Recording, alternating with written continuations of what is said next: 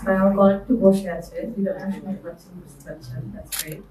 প্রথমে আমি ধন্যবাদ জানাচ্ছি শিবমেনকে আমাদের এই অনুষ্ঠানটি আয়োজন করার জন্য। এটা খুবই গুরুত্বপূর্ণ একটি প্ল্যাটফর্ম।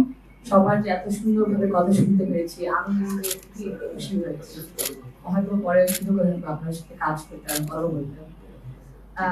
আরেকটা জিনিস আমি প্রথমেই বলতে চাইছি হচ্ছে যে এত কিছু যে আমরা বলেছি, আমরা যদি সুযোগ না পাই, এরকম পলিটিক্যাল অ্যাক্সেস যদি না পাই, এই ফাইন্যান্সিয়াল অ্যাক্সেস যদি না পাই, সি সুইট অ্যাক্সেস যদি না পাই, তখন কিন্তু মানে এই যে পলিসিজ ইমপ্লিমেন্টেশন, যে আচ্ছা ঠিক আছে আমাদের আমাদের দৃষ্টিভঙ্গি, আমরা যে পার্সপেক্টিভ দিয়ে কাজ করবো ওইগুলো কিন্তু হয় না। আপনি যে বললেন সুন্দরভাবে যে আচ্ছা ঠিক আছে তাহলে রোড ম্যাপ এগুলো কিভাবে হবে, যদি নারীরা না থাকে পলিসি বানানোর সময়, তাহলে কিন্তু পুরোপুরি আমরা চালাতে পারবো না।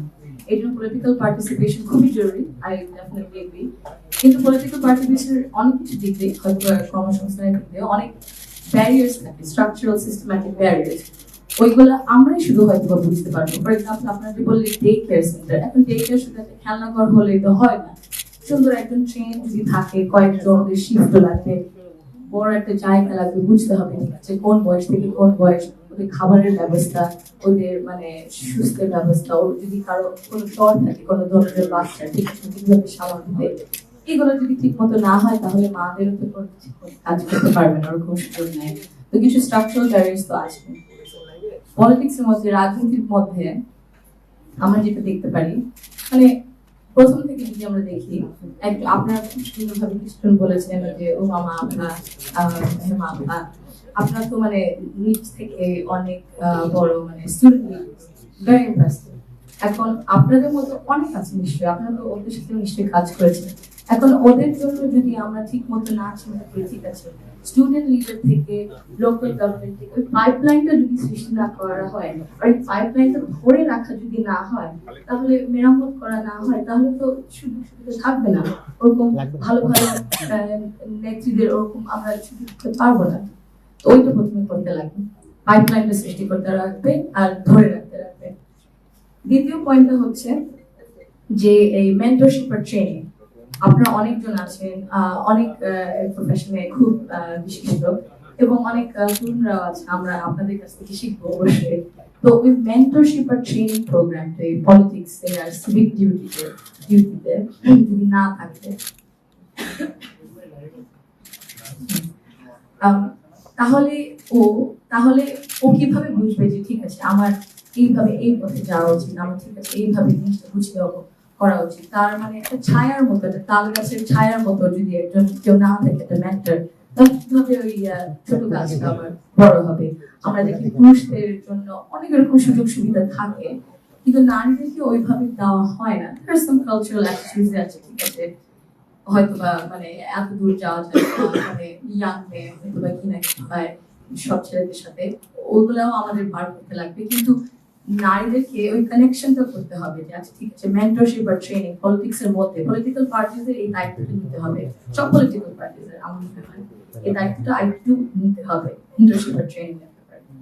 আর একটা বড় বিষয় যে ফাইন্যান্সিং এর ব্যাপারে, ফাইন্যান্সিং ও বিরাট বড় একটা ক্যাম্পেইন যদি করতে চান, রাজনীতি যদি চলতে চান, ফাইন্যান্সিং যে পলিটিক্যাল পার্টিসদের মানে ইকুইটি, ইকুয়ালিটি তো আমরা জানি সমান সমান, ইকুইটি হচ্ছে বোঝা যে বৈষম্য হয় কিন্তু ওই জিনিসকে ঠিক করার জন্য আরো সুযোগ সুবিধা দিতে হবে। তো ওইটা বলতে যদি ফাইন্যান্সিং নারী নেত্রীদের দেওয়া হয়, তাহলে হয়তো বা এই জিনিসটা একটু মানে কমে আসবে, যে নারীরা তো পার্টিসিপেট করতে পারছে না রাজনীতিতে, এটা একটু কমে আসবে। এবং নারীদেরকে সুযোগও দেওয়া উচিত, বুঝতে আছে ঠিক আছে ওনার মানে মেধা আছে দাঁড়ানোর জন্য কোনো একটা লোকাল গভর্নমেন্টে, না হলে কোনো একটা কনস্টিটিউয়েন্সিতে। কিন্তু আপনি যে আপনার কয়েকজন বললেন যে পলিটিক্সটা এক ধরন ভাবে হয়ে এসেছে, কিন্তু কেন আমরা চিন্তা করি না গভর্নেন্স দেখি, আমরা কেমন ধরনের দেশ চাই, ওই চিন্তা করে যদি ওই মানুষদের মধ্যে ওই কোয়ালিটিস থাকে, ওই ক্যাপাবিলিটিস, ওই নলেজ থাকে, কেন সুযোগ দেবো না? কারণ আমরা তো অন্য ধরনের একটা দেশ দেখতে চাই, তাই না? এত কষ্ট পরিশ্রম করা হয়েছে অনেক জন্য এত বছর ধরে, বহু বছর ধরে, ওই কারণে তো ওই সুযোগটা বুঝতে হবে, একটু মাইন্ডসেটটা চেঞ্জ করতে হবে। আরেকটা বড় জিনিস যেটা again I think political parties should take more responsibility, নারী নিরাপত্তার দিক থেকে in terms of cyberbullying R physical also safety, the codes of conduct থাকে প্রতিটা পলিটিক্যাল পার্টি, যে আচ্ছা ঠিক আছে যে এই মানে আমাদের আইন তো আছে, কিন্তু পলিটিক্যাল পার্টির দায়িত্ব নিতে হবে, দায়িত্ব যে কোড অফ কন্ডাক্ট সেফটির দিক থেকে যদি কোনো নারী নেত্রী স্টুডেন্ট লিডার্স কোনো কিছু হয় তাহলে ওরা ওদের মানে এই লিগাল তাহলে কোড অফ কন্ডাক্টের মধ্যে যে ভিতরেও যদি কিছু হয় আমরা দায়িত্বটা নিব যে আমরা ওনাকে প্রোটেক্ট করবো, ওনার পাশে থাকবো, ওনার পাশে দাঁড়িয়ে থাকবো, ছেড়ে দেবো না। এই জিনিসটা চিন্তা করতে লাগবে। এবং ইনভেস্টমেন্ট, আপনার কয়েকজন বলেছেন ইনভেস্টমেন্ট বারবার, শুধু একবার দুইবার একটু মানে দেখানোর জন্য করলে হবে না, আমাদের বারবার ইনভেস্ট করতে লাগবে। ইকুইটির ব্যাপারে যে বললাম বৈষম্যটা আছে, এই জন্য আরো চেষ্টা করতে হবে, ইনভেস্ট করতে লাগবে। আপনারা যে এত সুন্দরভাবে কথা বলেছেন, আপনাদের সাথে মানে একসাথে হয়ে যদি ইনভেস্ট করা যায়, পলিটিক্যাল পার্টিস যদি একটু more open to collaborating with civil society, with intellectuals, এত মানে মানে মুক্তিযোদ্ধাদের সাথে, শিক্ষকদের সাথে, স্টুডেন্টসদের সাথে, লয়ারদের সাথে, তাহলে আমার মনে হয় মানে আমরা সুন্দর একটা দেশ করে তুলতে পারবো।